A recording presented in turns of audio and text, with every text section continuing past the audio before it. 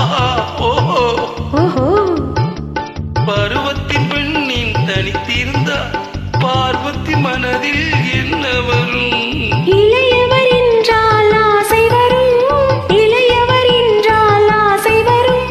முதியவர் என்றால் பாசம் வரும் முதியவர் என்றால் பாசம் வரும்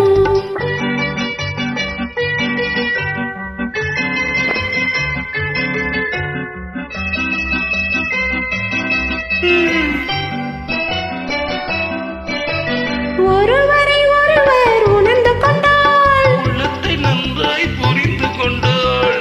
இருவர் என்பது மாறிவிடும் இருவர் என்பது மாறிவிடும்